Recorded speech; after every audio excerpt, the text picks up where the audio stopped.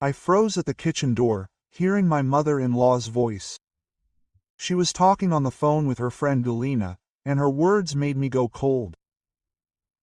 Imagine, tomorrow you and I will finally get to that new restaurant on Tverskaya. My daughter-in-law will take us there and pay for everything. She works in a bank, she has money. We will order the most expensive things, red fish, oysters. Let him know his place. My heart started beating faster.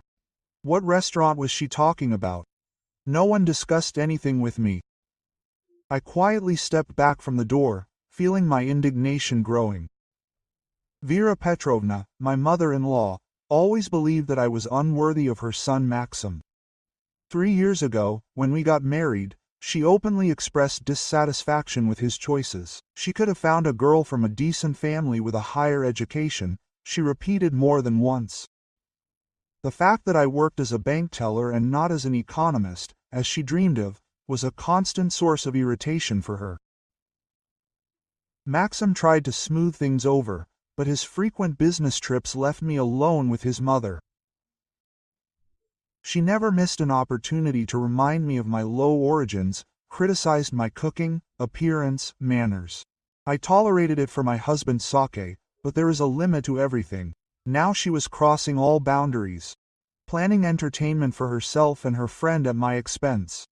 This was too much. I resolutely entered the kitchen. Vera Petrovna quickly ended the conversation when she saw me.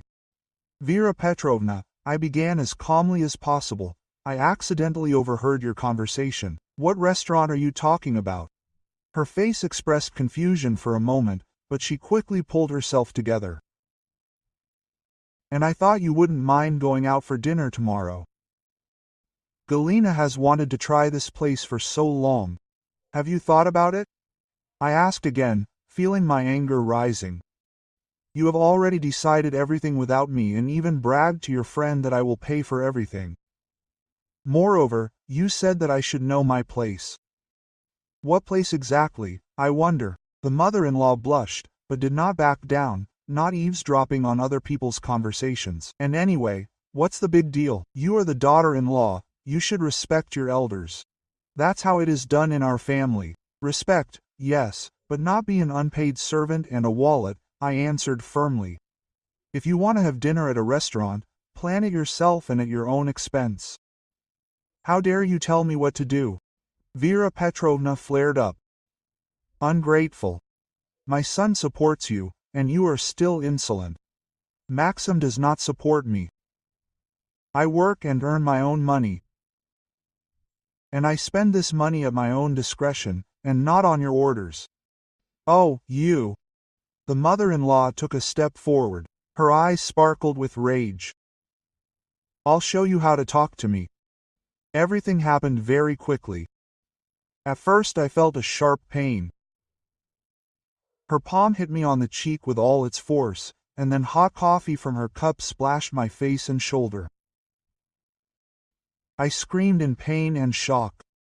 The coffee was really hot. My skin instantly turned red.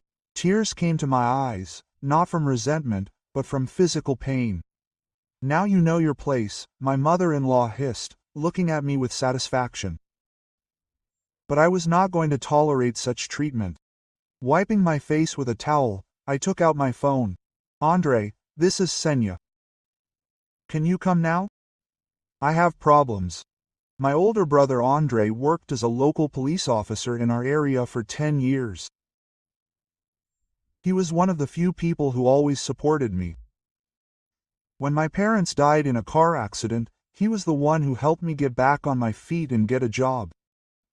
What happened? He immediately became worried. My mother-in-law hit me and poured hot coffee on me. Please come. I'm leaving immediately. Don't touch anything, don't wash until I get there. Vera Petrovna turned pale when she heard my words. Are you crazy? Why did you call the police? This is a family matter. Causing bodily harm is not a family matter, but a criminal offense. Quote. I answered, applying a cold towel to my burnt shoulder. Andrei arrived 20 minutes later. Tall, fit, in uniform, he inspired respect. Seeing my face and shoulder, his jaw clenched. "Show me," he said briefly, examining the injury. "You need to see a doctor. This is a second-degree burn, and there will be a hematoma on the cheek." Quote, he took out a camera and began to record the traces of the beating. Vera Petrovna, he turned to his mother-in-law, who was sitting on a chair, clearly confused. "Explain what happened." "This is a misunderstanding. A family quarrel. I did not mean to cause harm. You hit me in the face with your hand and poured hot liquid on me." Andrei interrupted her. "This is causing bodily harm. I am not interested in your motives. There is a victim, there are traces of a crime, but I did not do it on purpose, and she was rude to me." A verbal altercation is not a basis for physical violence. My brother's voice was extremely official. "Senya, are you going to write a statement?"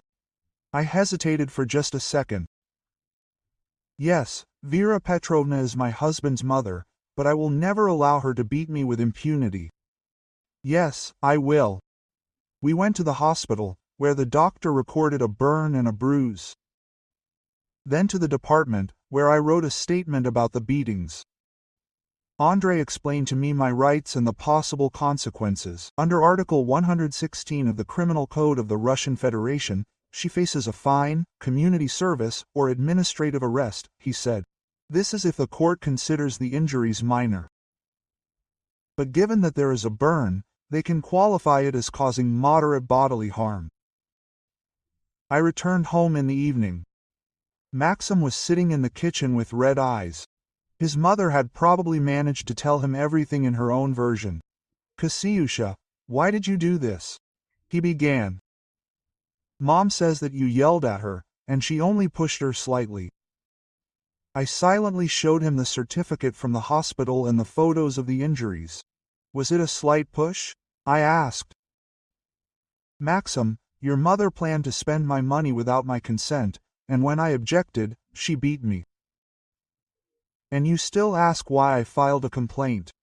He was silent for a long time, studying the documents. She is used to commanding. She did not think that everything would go so far. And I am not used to being a victim of domestic violence and do not intend to get used to it. The trial took place a month later. Vera Petrovna received a fine of 40,000 rubles and a warning about the inadmissibility of such behavior. But the main change occurred in our family. For the first time in 3 years of marriage, Maxim took my side. He realized that silently enduring conflicts between his wife and mother is not a solution to the problem, but an aggravation of it. We moved to a rented apartment. For a long time, my mother-in-law could not understand how some cashier dared to judge her, but gradually it dawned on her that times had changed. Now she could not insult and humiliate people with impunity just because they were younger or earned less. Our relationship did not become warm. It is unlikely that this is possible after everything that happened. But now there is mutual respect between us, based on an understanding of boundaries. She knows that her actions have consequences, and I know that I can stand up for myself. Andrei told me later, "It's good that you did not remain silent." Domestic violence flourishes because victims are afraid to seek help. You set the right example. Sometimes, in family relationships, we forget about our own dignity, but respect should be mutual, regardless of age and family ties. Thank you for listening to the end. If the story was interesting for you, subscribe to the channel and like it so as not to miss new videos.